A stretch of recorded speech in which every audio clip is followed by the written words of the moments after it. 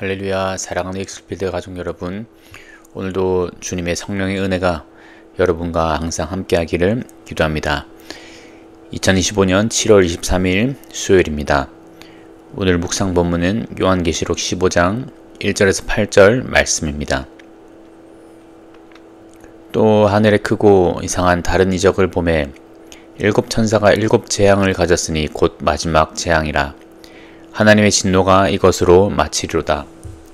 또 내가 보니 불이 섞인 유리바닥 같은 것이 있고 짐승과 그의 우상과 그의 이름의 수를 이기고 벗어난 자들이 유리바닷가에 서서 하나님의 검고를 가지고 하나님의 종 모세의 노래 어린 양의 노래를 불러 이르되 주 하나님 곧 전능하신 이시여 하시는 일이 크고 놀라우시도다.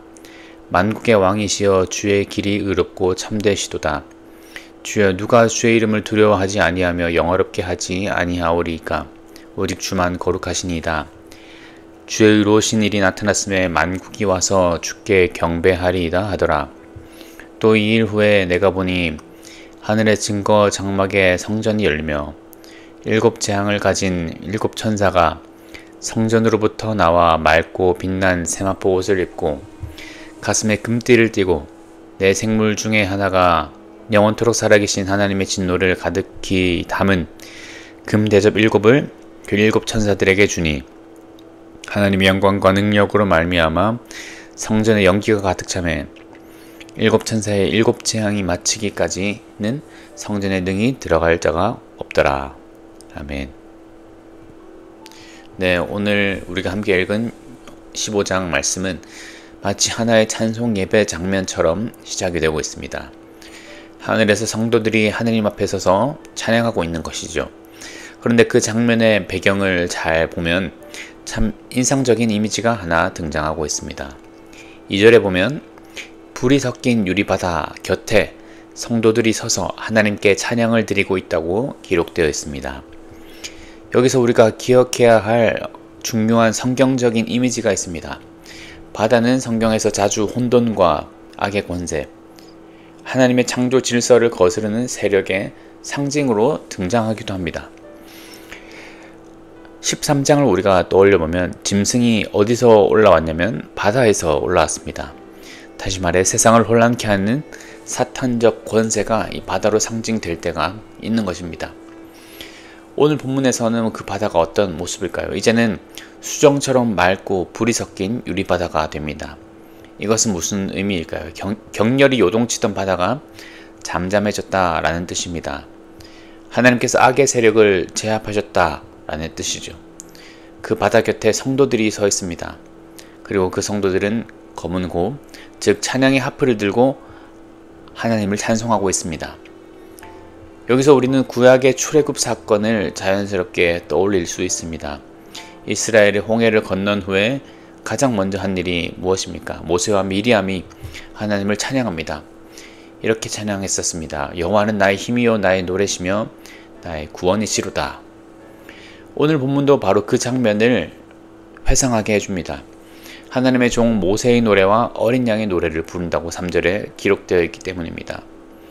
즉 오늘 본문은 단지 하늘의 예배를 보여주는 것이 아니라 하나님께서 어떻게 그의 백성을 구원하시는지를 보여주는 본문입니다. 그 방식은 바로 심판입니다.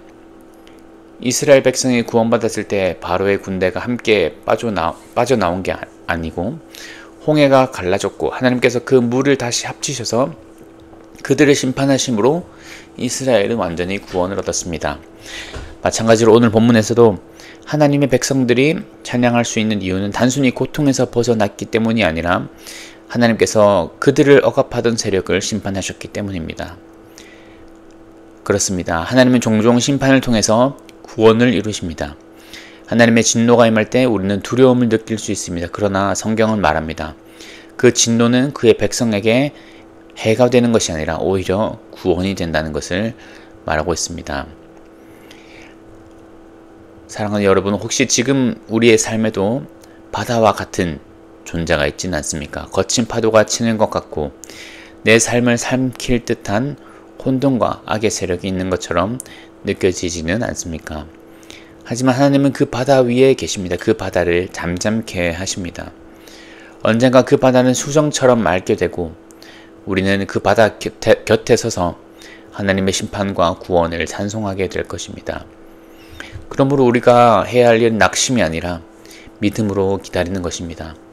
왜냐하면 하나님은 침묵하지 않으시기 때문입니다. 하나님은 늦지 않으십니다. 그분의 백성을 위하여 일하시고 그들을 앞지 않은 세력을 반드시 심판하시기 때문입니다. 그렇게 우리에게 있어서 하나님 백성들에게 있어서 심판은 두려움이 아니라 소망의 이유입니다. 왜냐하면 그것은 바로 하나님 백성을 위한 구원이기 때문입니다. 또 한 가지 오늘 본문이 우리에게 주는 분명한 메시지는 이것입니다. 오직 하나님만을 두려워하라는 것입니다. 4절에서 성도들은 하늘에서 이렇게 찬양합니다. 주여 누가 주를 두려워하지 아니하며 주의 이름을 영화롭게 하지 아니하리까.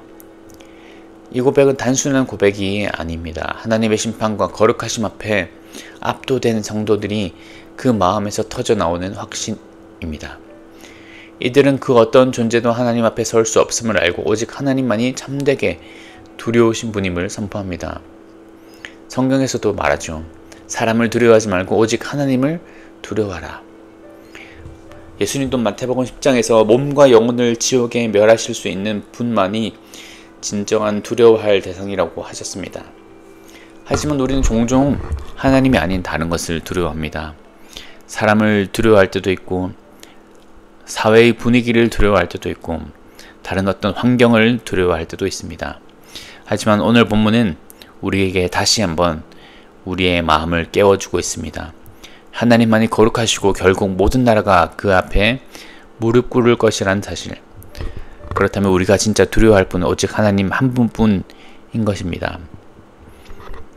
이러한 것은 초대교회에서도 분명히 나타났습니다. 사도행전 12장을 보면 헤롯 아그리빠가 야고보를 죽이고 베드로를 감옥에 가둡니다. 절망적인 상황 속에서 교회는 어떻게 하였습니까? 싸운 것도 아니고 타협하지도 않았습니다. 그들은 엎드려 기도했습니다. 그리고 하나님은 천사를 보내 베드로를 감옥에서 풀어주셨습니다. 정작 그 기도를 드린 성도들은 베드로가 문을 두드리자 말도 안 된다고 하면서 믿지 못했습니다. 기도는 했지만 하나님이 실제로 응답하실 거라고는 기대하지 않았던 것입니다.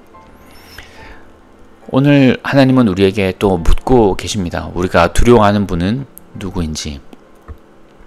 하나님을 두려워한다는 건 그분 앞에 진실하게 살고 세상의 평가보다 하나님의 평가를 중요하게 여기며 위협 속에서도 진리를 타협하지 않는 것입니다. 그러므로 우리가 해야 할 일은 이것입니다. 세상의 위협 앞에 흔들리기보다 두려워하기보다 하나님 앞에 기도하며 무릎 꿇는 자로 살아가는 것입니다. 진짜 능력은 두려움이 없는 것이 아니라 하나님을 두려워함으로써 세상을 두려워하지 않게 되는 데서 나오는 것이죠. 그런 자들에게 하나님은 반드시 구원을 베푸시고 그들을 통해 하나님의 나라를 세워가십니다. 그러므로 오늘도 우리는 이렇게 고백해야 합니다. 본문의 말씀처럼 누가 주를 두려워하지 아니하리까. 오직 하나님만을 두려워하며 그분 앞에 무릎 꿇는 우리가 되기를 소망합니다. 마지막으로 오늘 본문 3절을 보면 성도들이 하늘에서 부르는 찬양이 소개됩니다. 하나님의 종 모세의 노래, 어린 양의 노래라고 되어 있습니다. 이 노래는 단순한 고전 인용이 아닙니다. 구약의 출애굽과 신약의 구속, 어린 양의 구속이 함께 어우러진 찬양으로 성경 전체가 한 구원의 이야기임을 보여주는 강력한 상징입니다. 또 이 찬양이 울려 퍼지는 장소가 바로 하늘입니다. 성도들이 하나님의 보좌 앞에서 이 찬송을 부르고 있습니다. 중요한 것은 이 하늘의 예배가 단지 미래의 환상이 아니라 지금 이 땅의 교회가 따라야 할 예배의 모델이라는 것입니다. 하늘의 성도들은 자신을 잊고 오직 하나님의 성품과 구속의 역사에 초점을 맞춰서 예배합니다. 그들의 고백을 보면 이렇게 되어 있습니다. 주님, 주의 행하신 일이 크고 놀라우시며 주의 길은 의롭고 참되시다. 이 찬양의 고백의 중심은 철저히 하나님이시고 하나님이 행하신 일입니다. 나 자신이 아닙니다. 우리는 때때로 이렇게 오해를 할 때가 있습니다. 예배를 나의 감정과 취향 중심으로 바라보는 것입니다. 하지만 예배는 단지 나만의 감정을 위한 시간이 아닙니다. 예배는 하나님의 성품에 대한 반응이고 그분의 구원에 대한 감사와 경외의 표현입니다. 나 중심이 아니라 하나님 중심이라는 것입니다. 그러므로 이 땅의 예배는 하늘 예배의 미리 보기이며 우리는 그것을 배우고 훈련하는 과정 가운데 있는 것이라고 할 수 있습니다. 더 나아가 하나님은 우리를 왜 구원하셨을까요? 이것은 단순히 죄사함만을 위해서가 아닙니다. 하나님을 영원히 예배하는 존재로 우리를 부르셨기 때문에 우리를 구원하셨습니다. 4절에서도 이렇게 말합니다. 만국이 와서 주께 경배하리이다. 이것은 장차 오게 될 장면일 뿐 아니라 지금 우리가 살아가야 할 정체성입니다. 예배는 우리의 존재의 목적이고 구원의 최종 지점입니다. 만국이 와서 주께 경배하게 되는 그날을 우리는 꿈꿔야만 하는 것입니다. 그렇게 우리가 지금 여름을 맞이하여서 선교도 가는 것이죠. 그러므로 우리가 드는 예배는 결코 가볍지 않습니다. 이것은 주일 한 번의 형식적인 예배로 끝날 수 없습니다. 우리의 삶 전체가 예배가 되어야 하고 지금 드린 예배는 우리가 누구인지를 증명하는 시간이 되어야 합니다. 하나님은 지금도 진리와 영으로 예배하는 자들을 찾고 계십니다. 사랑하는 여러분, 하늘에서는 지금도 성도들이 모세의 노래와 어린 양의 노래를 부르고 있습니다. 우리도 이 땅에서 그 노래를 부르며 살아가야 할 존재입니다. 예배하며 살아가야 할 존재입니다. 지금 우리가 드리는 예배가 하늘의 예배와 이어져 있다는 사실을 기억하면서 구원받은 자로서 하나님을 영원히 예배할 그날을 소망하며 살아가시기를 주님의 이름으로 축복합니다. 기도하겠습니다. 거룩하신 하나님 아버지, 오늘도 말씀을 통해 우리에게 진리를 가르쳐 주셔서 감사합니다. 우리가 살고 있는 세상은 악이 득세하고 혼돈이 몰아치는 바다 같지만 그 모든 소용돌이 위에 주님이 계심을 믿습니다. 심판을 통해 구원하시는 하나님, 악을 결코 그냥 두지 않으시고 당신의 백성을 위해 싸우시는 정의로운 하나님을 오늘 다시 바라봅니다. 주님, 우리가 사람을 두려워하지 않고 오직 하나님만을 경외하게 하여 주옵소서. 바로의 칼보다 헤롯의 위협보다 세상의 눈초리보다 더 크신 하나님 앞에 무릎 꿇게 하시고 주님만을 두려워하며 담대히 믿음의 길을 걷게 하여 주옵소서. 또한 하늘에서 성도들이 부르는 찬양처럼 우리 예배가 하나님 중심의 예배가 되게 하여 주옵소서. 우리의 감정이 아니라 하나님의 성품에 반응하며 드리는 참된 예배가 되게 하여 주시고 이 땅에서 하늘의 예배를 미리 살아가게 하여 주옵소서. 오직 주만이 거룩하시며 주만이 영광을 받으시기에 합당하십니다. 우리의 삶이 이 진리 안에 흔들림 없이 서게 하시고 우리가 말씀대로 살아가는 그런 교회가 되게 하여 주옵소서. 예수님 이름으로 기도드립니다. 아멘.